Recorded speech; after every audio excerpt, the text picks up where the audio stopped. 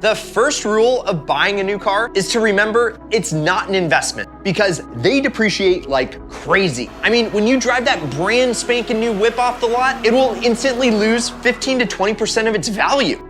Gone, just like that. But you wouldn't do such a thing because you watch Ideal Media. We love saving money. So we're gonna show you some of the best cars that you won't lose a dime on because that's pretty much our whole mantra. We look for cars that either don't lose you money or even make you money while you drive them because that is a smart move. Almost as smart as subscribing to Ideal Media. So hit the subscribe button, turn on the notification bell, and grab your piggy banks because this is gonna be a fun one. Let's go. All right, let's start with a bang. Let's talk about the A80 Toyota Supra, arguably one of the best JDM cars ever made. Why? Because of that engine. Oh, that engine. It's a tuner hero's wet dream, the 2JZ. While the notorious 3-liter twin-turbo inline-6 put down about 300 horsepower stock, it's easy to push it to a lot more with just a tune, intake, and turbocharger upgrade. That's gonna easily put you to 500 plus horsepower, and that's just the beginning.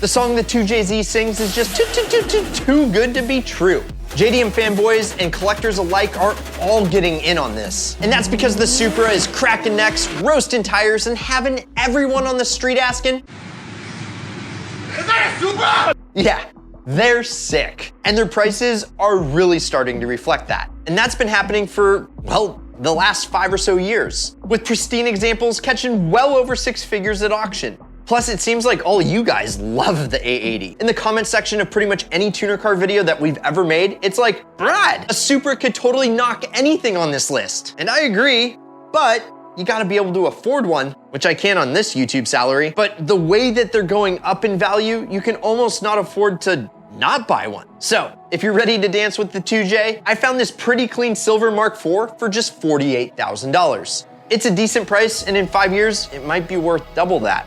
But if you ask me, there might be better cars for the money, like the long-nose drop-top S2K. The Honda S2000 has received a lot of love from enthusiasts. It's pretty much the standard for fun, sleek, and minimalistic cars. It's also a JDM superstar that pretty much everybody wants. It's just a super stripped back, track-focused monster. And I vividly remember the first time I ever saw one. And I thought it looked a little feminine, but I was quickly proven wrong the first time I drove one. The S2K is so hardcore. And when it first came out at the turn of the century, it didn't even have traction control. And that means the engineers at Honda were trying to make something really raw. Because if you take a corner a little bit too fast and oversteer, you better know how to get out of that situation or you're gonna pay the price.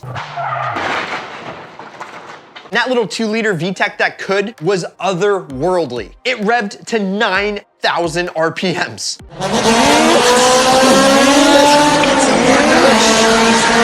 Yeah, that thing was putting out the most horsepower per liter at the time, period. And that VTEC, coupled with its extremely capable chassis, made pushing the S2000 to its limits super fun. And the best news, the S2000s are actually continuing to climb in value today. Over the last 5 years, the AP1s have been pushing 20K and beyond. And check this out. You can see the S2000's values have slowly climbed. They're now pushing well into 20K and climbing fast. And lucky for you, if you look around, you can find some for well below that, like this drop-top beauty for 16K.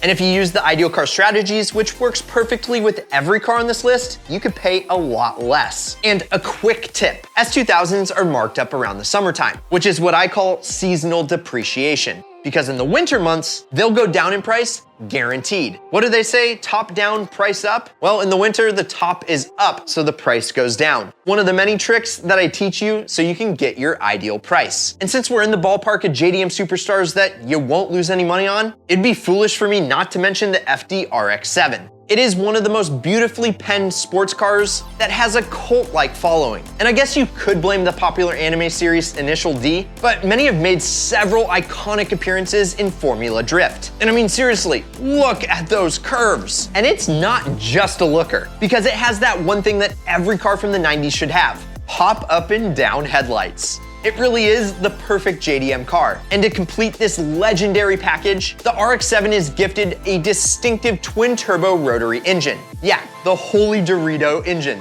That sounds nuts.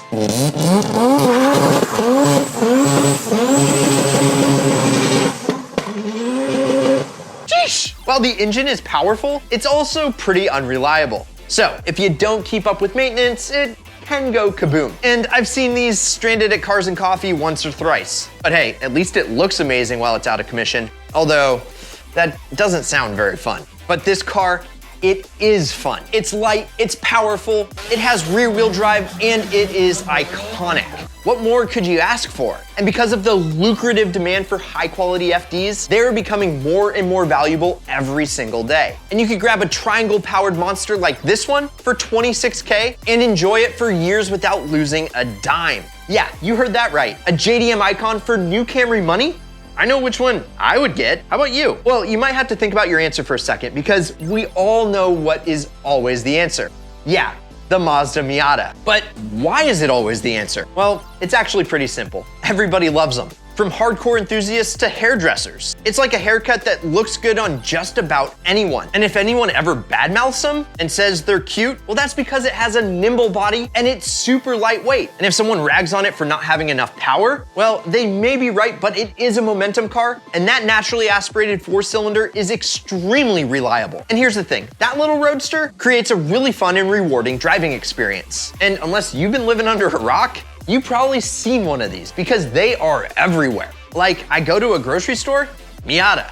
I go to a car meet, Miata. I have a nightmare, Miata. But you know what's not a nightmare? Their value. Check out this 5-year chart on the price of the Miata, and I think you'll agree. Prices haven't changed much at all over 5 years. Miatas can be found at a very stable price of around $6,000, and if you have a clean one, they'll continue to appreciate. Check out this hot red NB Miata for $4K. That's well under market value, so if you buy it, you could drive it for a year and sell it for $6,000. Now that is an ideal car, because Miata is always the answer. And if you need help learning about each generation and which one is the ideal Miata for you, go check out this ideal video. Now, if you know me, you know I love me some German engineering. So this next car might just be my personal favorite. Yep, another convertible. Being a Porsche owner myself, I have to admit, buying one of these is like shooting yourself in the foot. But if you get a new to you Boxster S, whew, it's a great deal. You get top-down fun in the sun in a once expensive mid-engine Porsche with plush leather, and a solid power plant to scoot you from 0 to hero. With 250 horsepower on tap from the 3.2-liter 6-cylinder, paired with the much-needed manual transmission, which you can save by snagging one of these Ideal Ts before they're gone. This is ultimately one of the best driver's cars. It's got incredible gear ratios and arguably some of the best handling out of any car I've ever driven. Now, if you want to buy one, now, like literally now is the best time to do it, because these once expensive German sports cars are now at the very end of their long depreciation. And don't take my word for it, check out this graph. You can see over the last 3 years, the value has stayed roughly the same. So you can pick up one of these for around 10K, drive it for a few years while it appreciates, and sell it for more. And if you really want to protect your investment, buy one in speed yellow. They tend to hold their value really well. And here's a yellow Butte with low miles for $12,500, which is an awesome first Porsche to hop into. But if you like hot dogs a little bit more than bratwurst, you should get a Pontiac Gto. This is a small coupe with a big engine that makes big power. What kind of power? All-American Corvette power, baby, which is ripped through the rear wheels. That's what I'm talking about. Woo! All right, let's get down to it. The Pontiac Gto is also known as the Holden Monero from the land down under. And let me tell you, it's a super fun ride if you're into cheap speed. It shared the Corvette's LS1 motor in its first couple years, and then its Kingpin LS2 in its latter years. And hearing these suckers is like listening to a symphony.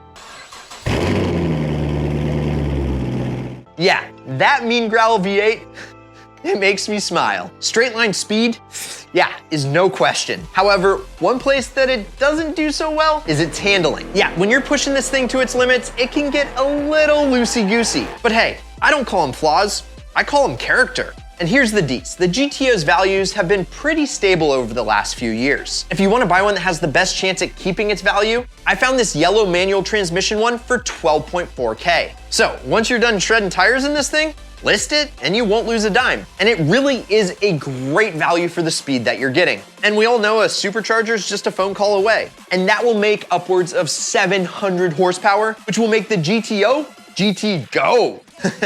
And Ideal fam, if you're gonna pick up just one of these for less than a brand spanking new 2020 Camry and not lose a dime over the next 12 to 18 months of ownership, do you get the FD3S RX-7, the GT Go GTO, or the Supra? Or maybe it's one we didn't mention on this list. Let your friends and us know down in the comments. I'll be hanging out and responding to all of them in the first couple hours. Also, if you enjoyed this video, hit the like button, and if you disliked it, don't just hit the dislike button, hit it twice, really let us know. Also, if you're new here, my name's Brad Danger. Hit that subscribe button and turn on the notification bell. Check out some of our other Ideal content, and as always, keep living the ideal lifestyle.